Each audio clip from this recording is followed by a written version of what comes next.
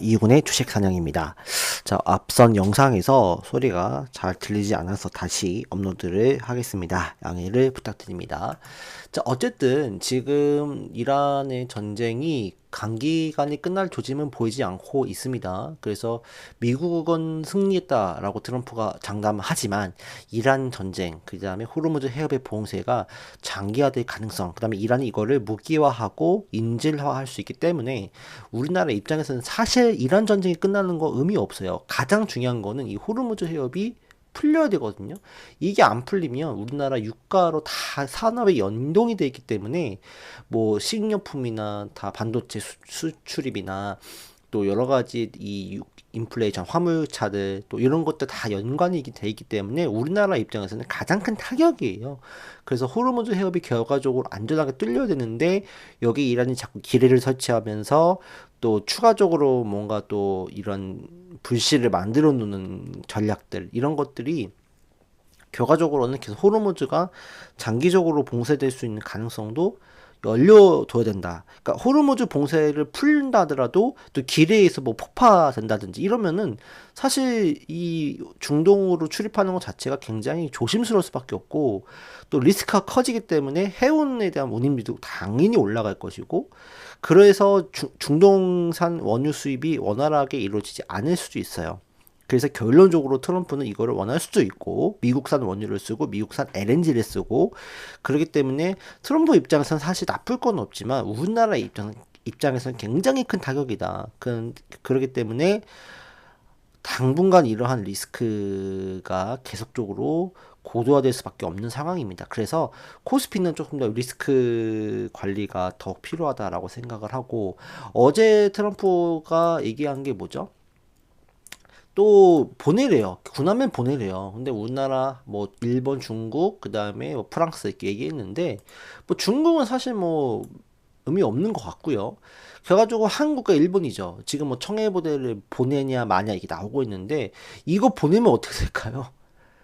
보내면은 우리나라 완전 찍히겠죠. 그러면은 호르무즈 해협이 봉쇄되더라도 우리나라는 집중 타겟이 될 것 같아요. 그렇기 때문에 사실 이제 보내는 게 맞나 안 맞나 참 이런 고민이 많이 됩니다. 그래서 뭐 국회 동의가 물론 필요하겠지만 뭐 이렇게 되면은 우리나라는 이제 호르무즈 해협은 이제 절대로 들락날락할 수 없는 그런 상황도 우리가 상정을 해야 될 수도 있습니다. 그래서 이란은 결코 이 문제를 완전히 미국과 협상으로 끝내지 않는다면 결론적으로 호르무즈 해협은 우리나라는 사실상 봉쇄되고 출입하기는 어려워질 확률이 높다. 그래서 완전하게 이란과 미국이 협상을 해야 되고 솔직히 하더라도 이란 혁명 수비대가 간헐적으로 계속 공격을 감행할 수도 있어요. 그렇기 때문에 이 불안정 요소가 쉽사리 사그러들기는 저는 어려울 것 같다라고 생각을 합니다. 그렇기 때문에 우리는 코스피 쪽, 특히 반도체 대형주 쪽을 볼 게 아니에요. 반도체, 특히 코스피는 다 유가하고 연동된 산업들이 많잖아요. 그래서 코스피 쪽보다는 지금은 그나마 코스닥 쪽으로 보는 게 좋은데, 코스닥 같은 경우는 정부 정책에 대한 부분도 있고, 그 다음에 액티브 ETF가 출시가 됐죠. 이 액티브 ETF의 의미는 뭐냐면, 결과적으로 이 의미를 알아야 되는데, 액티브 ETF가 출시됐다는 거는 종목 장세로 간다는 거예요. 그러니까 코스닥에 있는 종목 중에서 유망한 종목군들, 그 다음에 앞으로 시세가 나올 것 같은 것들, 아니면 저 PER 관련주들, 이런 것들에 있어서 시세가 더 나올 수 있다. 왜? 그 종목에 대해서 집중적으로 베팅을 하기 때문에 시세가 나올 수밖에 없다는 거죠. 자금을 계속적으로 부으니까. 그래서 그 종목을 잘 발굴하는 이 지혜가 이제는 필요합니다. 무조건 뭐 삼성전자, 하이닉스, 현대차 사서 돈 벌고 에코프로 사서 돈 버는 게 아니라는 얘기예요.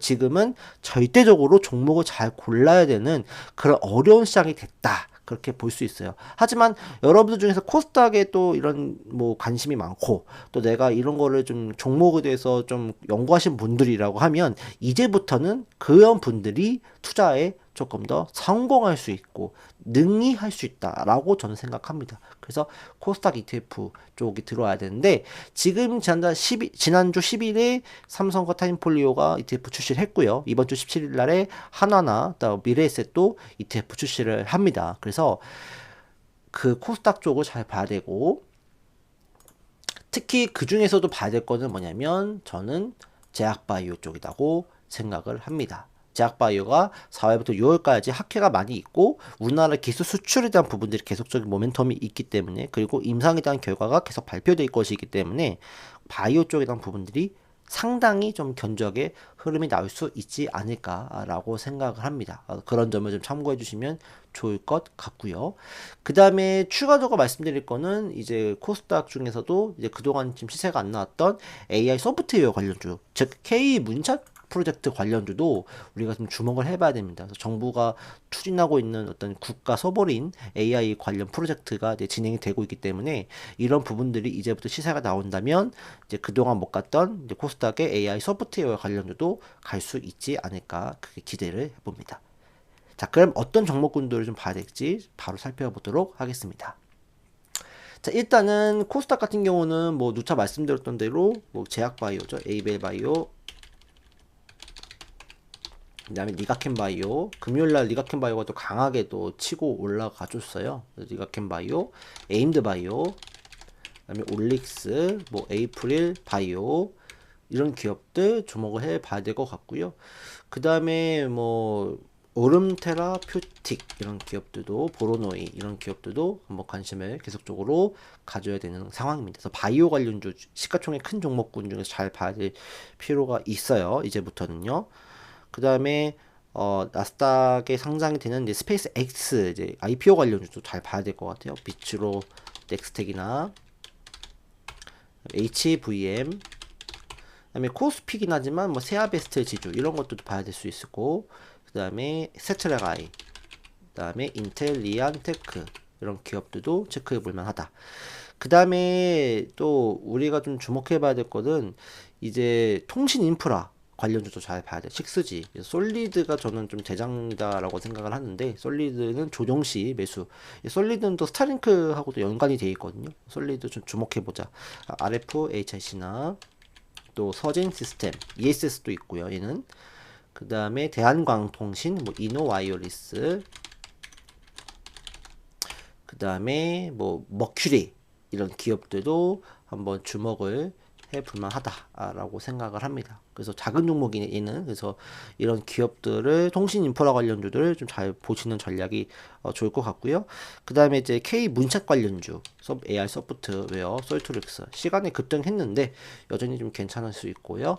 한글과 컴퓨터, 그 다음에 폴라리스 오피스, 폴라리스 AI, 그 다음에 이제 시작인 것 같아요. 그 다음에 이스트 소프트 이런 기업들 주목해보고, 마음 AI 이런 기업들도 한번 관심 있게 보는 전략. 근데 얘는 뭐 엄청나게 크게 간다 볼 수는 없겠지만 또 단기적으로 시장이 코스닥에 좀 들어온다고 하면 이런 종목이 또 매기가 들어올 수 있다. 셀바스 AI 이런 기업들 관심 있게 보자, 이렇게 말씀을 드릴 수 있겠습니다. 플리토 테마성 종목이기 때문에 이런 거는 뭐 무리하게 따라붙으면 절대 안 돼요. 그렇게 보시면 좋을 것 같고요. 그다음에 로봇 중에서는 그다음에 SPG 이 종목을 좀 관심을 가지고 보는 전략이 좋을 것 같아요. 그다음에 2차 전지 중에서는 뭐 대주전자재료나 뭐 그 이수 스페셜티 케미칼 이런 종목군도 관심을 보자. 통신 관련주에서 유비코스 홀딩스도 괜찮아 보이고요. 그 다음에 이제 에너지 관련주 중에서는 뭐 GNC 에너지, 두산 비올세, 투소, 풍력의 CS윈드, 그 다음에 태양광의 신성 ENG, 뭐 하나솔루션, OCI 홀딩스 이렇게 보시면 좋을 것 같고, 그 다음에 이제 번외로 볼 수 있는 거는 이제 할인지주, 이제 지주사 중에서, 코스닥에 있는 지주사 중에서 한번 레벨업이 될 수 있는 그런 종목이 이제 할인지주인 것 같아요. 그래서 이 종목군도 관심 있게 보는 전략을 써봤으면 좋겠습니다. 그 다음에 제가 오늘 말씀 안 드리겠지만 앞으로 봐야 될 게 뭐냐면, 코스닥 종목 중에서도 저 PER 종목들이 있어요. 코스닥에서도. 그런 종목군들이 어쨌든 액티브 자금이 들어간다고 하면 좀 안정적으로 실적이 잘 나오면서 모멘텀이 있는데 저 PER이다. 이런 종목은 또 픽할 수가 있어요. 액티브에서. 그런 종목군들은 제가 다음에 또 소개를 해드릴 테니까 그런 종목군도 관심을 가져보시고, 오늘은 제 생각에는 좀 제약 바이오나 또 통신 인프라 그 다음에 우주항공 이쪽, 그 다음에 K 문샷 관련주들 이런 종목을 좀 보시는 전략. 그래서 향후에는 그래도 네이버도 좀 올라갈 여지가 있지 않을까요? 하고 저는 생각을 하고 싶습니다. 지금은 결론적으로 지금은 코스피는 어쨌든 호르무즈 해협이 풀려야 되고, 호르무즈 해협이 풀린다더라도 가설적으로 혁명수비가 계속 공격을 한다고 하면 유가가 계속적으로 이제 튀어오를 수도 있고, 또 불안감이 아직까지 지속될 수 있기 때문에 지켜봐야 될 문제입니다. 단기간에 해결되지는 않을 것 같긴 합니다. 그래서 그 자금들이 코스피에서 코스닥 쪽으로 이동할 것이다. 그 다음에 코스피의 가장 큰 문제는 뭐냐면 신용 잔고예요. 신용 잔고가 아직도 높아요. 그렇기 때문에 이 신용 잔고가 아직도 31조를 유지를 하고 있기 때문에 이런 부분들이 해결이 되지 않는다고 하면 제 생각에는 이 코스피 쪽은 조금 더 시간이 좀 많이 좀 걸릴 수 있다. 그리고 단기적인 급락이 뭐 나오지 않더라도 지금은 어떤 추가적인 하락이 계단식 하락이 나온다 그러면 오히려 그것이 시장에 큰 어떤 이 신용에 대한 부분들이 큰 충격을 받을 수 있기 때문에 여전히 코스피 신용 잔고는 그러니까 전체적으로는 다시 상승을 하고 있는 상황이기 때문에 이런 부분들은 조금 조심해야 되겠다라는 생각을 가져야 되겠다 말씀드릴 수 있습니다. 자, 오늘 방송 여기까지 하겠습니다. 여러분들 시청해 주셔서 감사합니다.